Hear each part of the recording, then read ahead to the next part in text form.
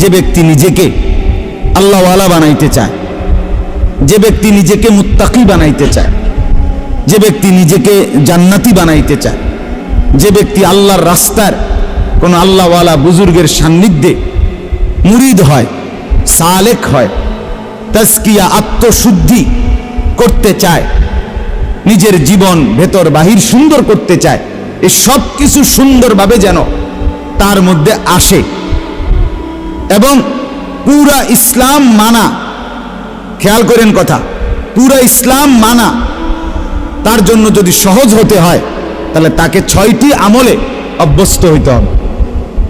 কয়টি আমলে? আবার বলেন, কয়টি আমলে?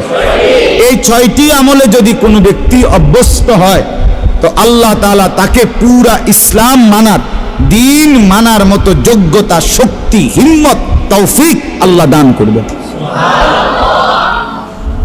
ইমানের 77 শাখা আল্লাহ নবী সাল্লাল্লাহু আলাইহি ওয়াসাল্লাম বলেছেন, এই পুরা ইমান অতি অল্প সময়ে ধীরে ধীরে তার মধ্যে আত্মস্থ হবে, আসবে। হযরতের মূল ফিকির এটা। এই 1 সপ্তাহ খানকায় উনি এটা বুঝাইছেন যে আমার ফিকির, সারা পৃথিবীর মুসলমান যদি প্রকৃত অর্থে দিনদার হইতে হয় তাইলে ইমানের 77 শাখা মানে পুরা ইমান, ইসলামের সবগুলো অংশ নিজের মধ্যে আনতে হবে, নিজের মধ্যে বাস্তবায়ন করতে হবে, তাইলেই সে পরিপূর্ণ দিনদার। কথা বোঝেন নাই আপনি? একটা লোক তো নামাজ পড়ে মাশাআল্লাহ, কিন্তু উনি মসজিদ থেকে বের হয়ে দোকানে গিয়ে সুদের লেনদেন করে, ওজনে কম দেয়, ধোকা দেয়, মালটার গুণাগুণ মিথ্যা বলে, এই লোকটা কি পরিপূর্ণ দিনদার? একটা তো আছে মাশাআল্লাহ, কিন্তু ওটা তো নাই, ওটা তো নাই। একজন নারী নামাজ তো পড়ে কিন্তু পর্দা তো করে না।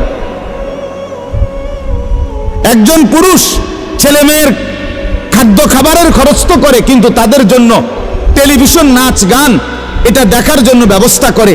তো একদিকে দিনদার একটা মানে তো আরো 10টা মানে না, তো এই লোকটা কি পরিপূর্ণ দিনদার হলো?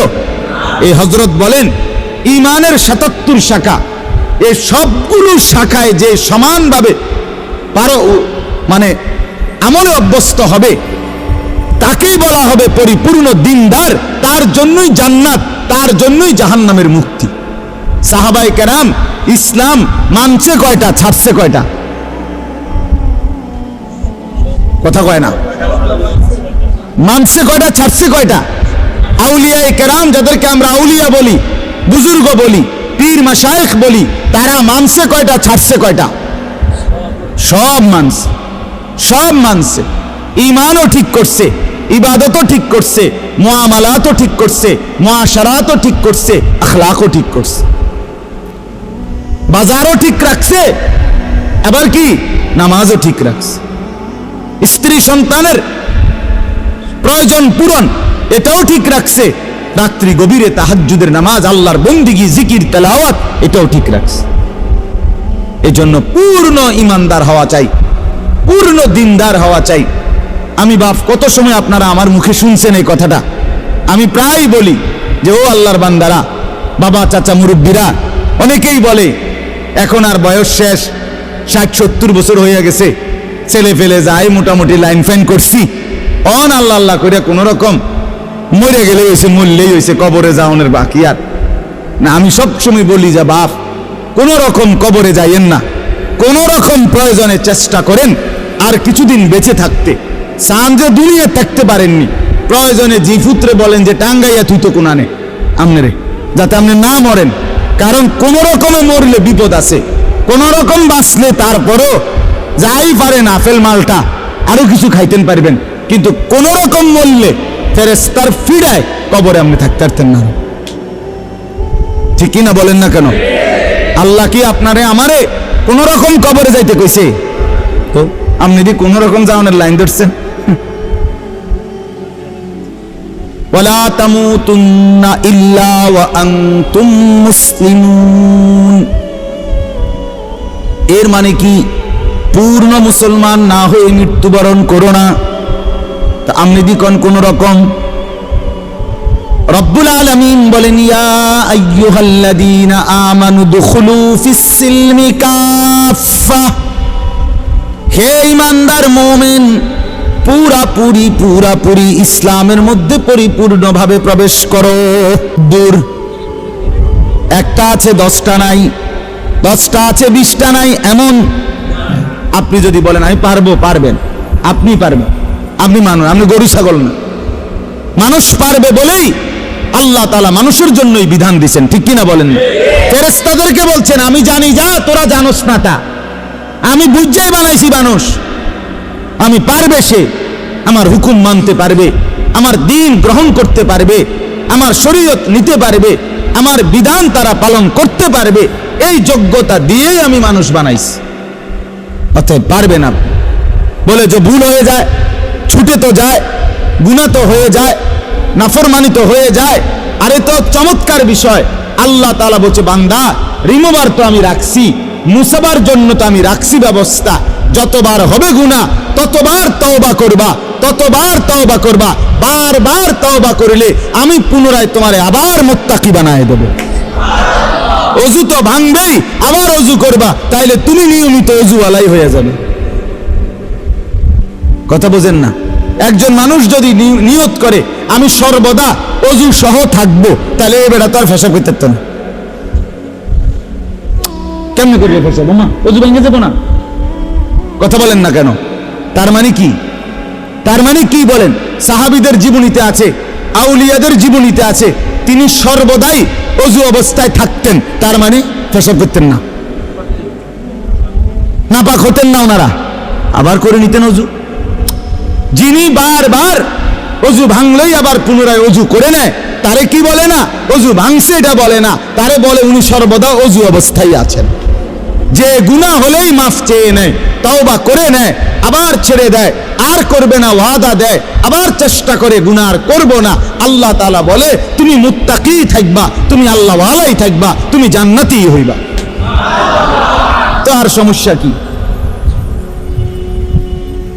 তার সমস্যা কি? 1000বারও যদি তওবা ভেঙে যায় আবার করো, আবার ফিরো। এজন্য বাপ আমরা প্রত্যেকেই পুরা দিন মানতে হবে, ইমানের 77 শাখা সবগুলো মানতে হবে, পুরা দিনদার হইতে হবে। আর এর জন্য বিশেষ শক্তি সঞ্চয়ের জন্য, শরীরের মধ্যে ভিটামিন শক্তি আনয়নের জন্য 6টা জিনিস লাগবে। 1 নাম্বার, এই 10 আয়াতের আলোকে বলতেছি, 1 নাম্বার হলো কিয়ামুল লাইল, তাহাজ্জুদ নামাজ, রাত্রিকালীন নামাজে অভ্যস্ত হইতে হবে। যে ব্যক্তি তাহাজ্জুদ নামাজে অভ্যস্ত হবে, রাতের প্রথম অংশে হোক, রাতের মাঝখানের অংশে হোক, রাতের শেষাংশে হোক, তাহাজ্জুদের নামাজে যে অভ্যস্ত, আল্লাহ তাআলা তার কলজার ভিতরে অসাধারণ শক্তি এবং পাওয়ার দান করে, ফলে সে নেক আমলে অভ্যস্ত হয়, গুনাহ ছাড়তে তার জন্য সহজ হয়।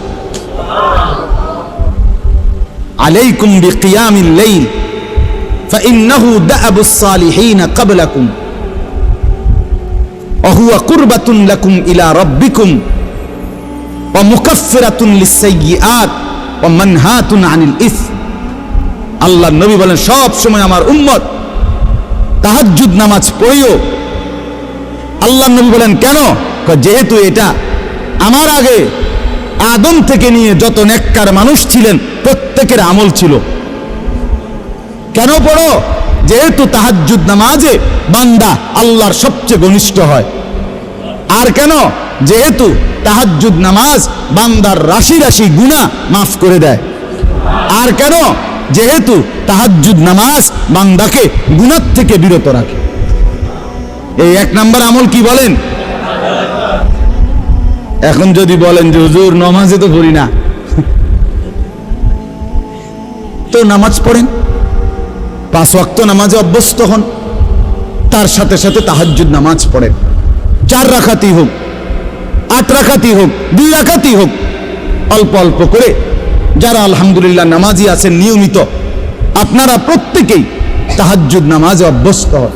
তাহাজ্জুদ নামাজের সর্বোত্তম সময় হলো কিছুক্ষণ ঘুমাইয়া এরপরে উঠে পড়া, এটা হলো সর্বোত্তম।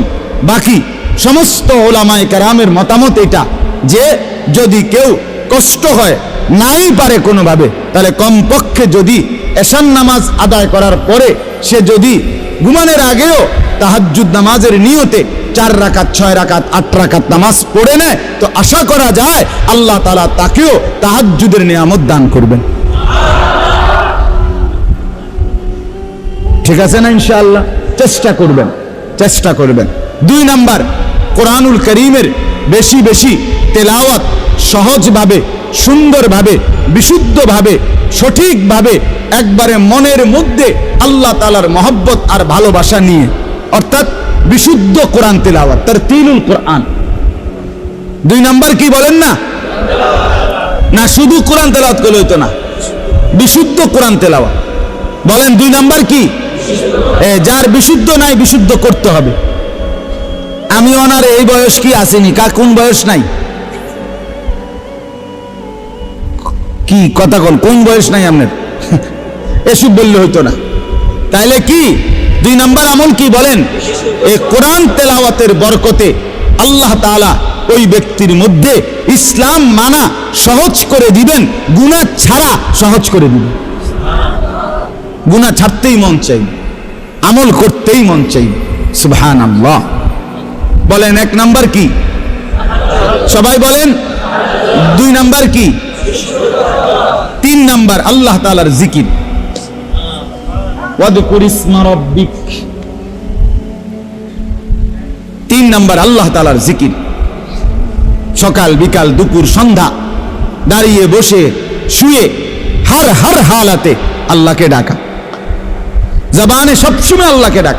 সুবহানাল্লাহ, আলহামদুলিল্লাহ, আল্লাহু আকবার, লা ইলাহা ইল্লাল্লাহ, সুবহানাল্লাহ, আলহামদুলিল্লাহ, আল্লাহু আকবার, লা ইলাহা ইল্লাল্লাহ, সুবহানাল্লাহ, আলহামদুলিল্লাহ, আল্লাহু আকবার, লা ইলাহা ইল্লাল্লাহ, আস্তাগফিরুল্লাহ, আস্তাগফিরুল্লাহ, আস্তাগফিরুল্লাহ, আস্তাগফিরুল্লাহ, আস্তাগফিরুল্লাহ, আস্তাগফিরুল্লাহ, সাল্লাল্লাহু আলাইহি ওয়াসাল্লাম, সাল্লাল্লাহু আলাইহি ওয়াসাল্লাম, সাল্লাল্লাহু আলাইহি ওয়াসাল্লাম, সাল্লাল্লাহু আলাইহি ওয়াসাল্লাম।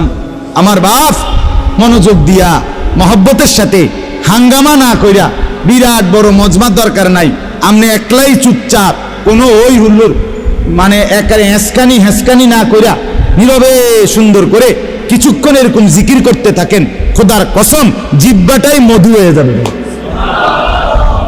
জবান শিরি হয়ে যাবে, মধু হয়ে যাবে, মধু, কলিজা আলোকিত হয়ে যাবে। কিছুক্ষণ পরে অনুভব হবে দিল আমার নূরানি হয়ে গেছে, আলোকিত হয়ে গেছে, দিল শান্ত হয়ে যাবে, পেরেশানি দূর হয়ে যাবে। তাহলে 1 নাম্বার কি বলেন? 2 নাম্বার কি? বিশুদ্ধ কোরআন তেলাওয়াত। 3 নাম্বার কি? জিকির। আল্লাহ তাআলার জিকির করবেন তো ইনশাআল্লাহ? চেষ্টা করবেন। ছেলেরা বাপ তোমরাও চেষ্টা করো, গাফলতি করো না ভাই, কোরআন পড়তে শেখো, পড়তে শেখো। তুমি মুসলমানের সন্তান, তুমি কোরআন পড়ো ভাইয়া। এই বাংলা, অঙ্ক, ইংরেজি, পদার্থ, জীববিজ্ঞান এগুলো হাসরের ময়দানে জিজ্ঞেস করবেন, তো কোরআন জিজ্ঞেস করবে, কোরআন সুপারিশ করবে। নবীজি বলছে ওইগুলোকে বাদ দেওয়ার কথা বলি না, ওগুলো দুনিয়া চলবে, কিন্তু কোরআন দুনিয়াও চলবে, আখিরাতও চলবে। আল্লাহ নবী সাল্লাল্লাহু আলাইহি সাল্লাম বলেন আসসিয়াম ওয়াল কোরআন ইয়াশফাআন লিল আবদ। রমজানের রোজা আর আল্লাহ তাআলার কোরআন তিলাওয়াত সরাসরি আল্লাহর বান্দার জন্য আল্লাহর কাছে সুপারিশ করবে।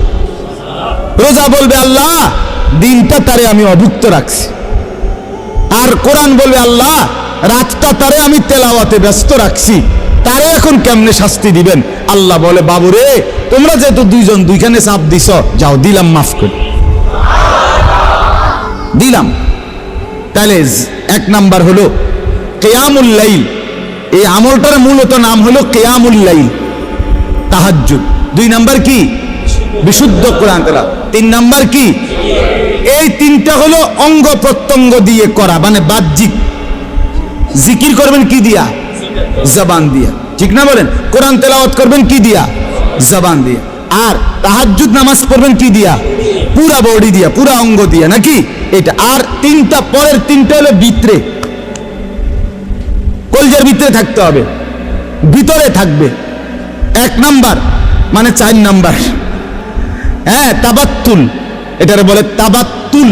কন্ত তাবাত্তুল, তাবাত্তুল অর্থ হইল সব কিছুর থেকে সম্পর্ক বিচ্ছিন্ন করে হৃদয় মন শুধু আল্লাহর সাথে সম্পর্ক যুক্ত করা। দিল আমার শুধু আল্লাহকে ডাকে, মন আমার শুধু আল্লাহকে ডাকে, ভাবনা আমার শুধু আল্লাহকে নিয়ে, আমার চাওয়া পাওয়া সব আমার আল্লাহর কাছে, আমার আবেগ অনুভূতি সব আমার আল্লাহর কাছে। দুনিয়ার কাছে আমি কিছুই চাই না, যা চাই, যা পাবো মনে করি সব আমার আল্লাহর কাছে। অন্তর আল্লাহর সাথে কি করা? সম্পর্কিত। ও তাবাত্তাল ইলাইহি তাবতিলা, তাবাত্তুল। এইটা, এই 4 নাম্বার হলো অন্তরকে আল্লাহর সাথে কি করা? সম্পৃক্ত করা। বলে এটাকে সারাক্ষণ সম্ভব? একটু একটু করে বাড়ান, অল্প অল্প করে বাড়ান, আস্তে আস্তে বাড়ান, আল্লাহ তৌফিক দান করেন। 5 নাম্বার মানে 2 নাম্বার, 5 নাম্বার হলো আল্লাহ তাআলার উপরে সর্বাবস্থায় তাওয়াক্কুল। কার উপরে? তাওয়াক্কুল, ভরসা। ভরসা কার উপরে? রব্বুল মাশরিকি ওয়াল মাগরিব লা ইলাহা ইল্লা হুয়া ফাত্তাখিযহু ওয়াকিলা। এই যে আল্লাহকেই একমাত্র ওয়াকিল, অভিভাবক বা আশা ভরসার কেন্দ্রস্থল শুধুই কাকে বানানো? তাহলে অন্তরে সর্বদা কার উপরে ভরসা করা? 6 নাম্বার সবর করা। ওয়াসবির আলা মা ইয়াকুলুন, সর্বাবস্থায় সুখে থাকি দুঃখে থাকি, হ্যাঁ, দিলের মধ্যে থাকবে আমার আল্লাহ আছে, আমি আমার আল্লাহর উপরেই ধৈর্য ধারণ করলাম। তাইলে বলেন, তিনটা, পরের তিনটা হইল আল্লাহর সাথে অন্তরকে সম্পর্কিত করা। 2 নাম্বার আল্লাহর উপরেই ভরসা করা। 3 নাম্বার সর্বাবস্থায় কি করা? আরবি নামগুলো কোন? তাবাত্তুল, তাওয়াক্কুল, সবর। তাবাত্তুল, তাওয়াক্কুল, সবর। তাবাত্তুল, তাওয়াক্কুল, সবর। 1 নাম্বার কিয়ামুল লাইল, 2 নাম্বার তারতিলুল কোরআন, 3 নাম্বার জিকির, 4 নাম্বার তাবাত্তুল, 5 নাম্বার তাওয়াক্কুল, 6 নাম্বার সবর। 3টা বাহিরে, 3টা ভিতরে। এই 6টা পুরো ইসলাম না, মানে এই 6টায় অভ্যস্ত হইলে বাকিগুলো আস্তে কান টানলে মাথা আসে, সহজ হয়ে যাবে, সহজ হয়ে যাবে। বিশেষ করে তাহাজ্জুদ নামাজ, বিশেষ করে কোরআন তিলাওয়াত, আল্লাহ তাআলার জিকির, এই 3 আমল যখন চালু থাকবে ধীরে ধীরে মজাই লাগবে, অন্তর নূর হবে, আমল করতেই মন চাইবে, গুনাহ দেখলেই ঘৃণা লাগবে, গুনাহ দেখলেই অপছন্দ লাগবে। আল্লাহ তাআলা আমাদেরকে তৌফিক দান করেন। আমার শায়েখ আল্লামা মুফতি মুশতাকুন নবী সাহেবের একটা সুন্দর কথা শুনাই।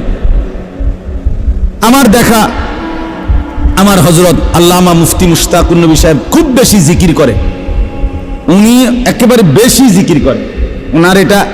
ওনার যদি আপনি 100 না 1000 বয়ান শুনেন, তো 1000 বয়ান এই শুনবেন উনি কিসের কথা কইছে। বয়ানও করে জিকির, নিজেও করে জিকির। আমি মনে করেন কুমিল্লা থেকে সিলেট হুজুরের সাথে 6 ঘন্টার সফর, অনেকবার গেছি হুজুরের গাড়িতে করে। আমার গায়ে হেলান দিয়া হুজুরে শুইছে, মনে করেন আমি দেখছি শুয়ে লাইছে, ঘুমায়ে পড়ছে। যতবার ড্রাইভার মাসুদ ভাই গাড়ি কোনো কারণে ব্রেক করে, সাথে সাথে নড়ে ওঠে না, এই নড়লেই দেখি উনার মুখ দিয়া লা হাওলা ওয়ালা কুওয়াতা ইল্লা বিল্লাহ, সুবহানাল্লাহ, কোনো না কোনো একটা তাসবিহ করে। তবে এটা না দেখলাম ঘুমা। আমি অনেক দিন দেখছি এটা মাকিরি ভাই, এটা কি ধরনের দিন নি, কোনো আদত হয়ে গেছে, অটোমেটিকলি নড়লে চড়লে জিকির করে, জিকির করে, আল্লাহ তাআলার জিকির করে।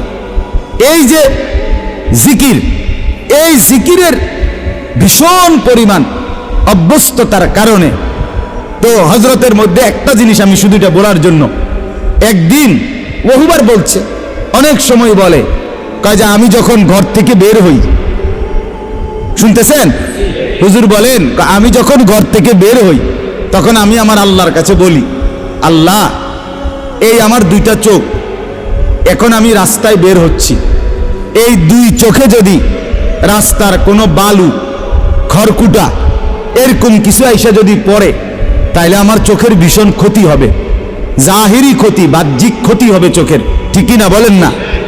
বলে, আল্লাহ, এই ক্ষতি থেকে আমার চোখকে আপনি বাঁচান। সাথে সাথে হযরত বলে, আমি আল্লাহর কাছে বলি, আল্লাহ, ঠিক তেমনি ভাবে এই চোখ যদি কোনো ভিন নারীর প্রতি পড়ে, তাইলেও আমার এই চোখের ক্ষতি হবে, আখিরাতে ক্ষতি হবে। আমার এই চোখে সীসা গলাইয়া ঢেলে দেওয়া হবে। অতএব আপনি আমার এই চোখকে বাহ্যিক ক্ষতি থেকেও বাঁচান, আপনি আমার এই চোখকে আখিরাতের ক্ষতি থেকেও বাঁচান। হুজুর বলেন, কয় এই দোয়ার বরকতে, আল্লাহ তাআলার জিকিরের বরকতে, কয় হাজারো ঘন্টা রাস্তায় চলার পরেও আমার কাছে রাস্তায় নজর কোনো দিকে তাকাইলেও গাছ আর মানুষ একই রকম মনে হয়। অনেক দিন বলছে, কয় যে গাছ যেরকম মনে হয়, মানুষও এমনই মনে হয়, আলাদা কোনো এটা নিয়ে কি হয় না, কু নজর বদ নজর হয় না।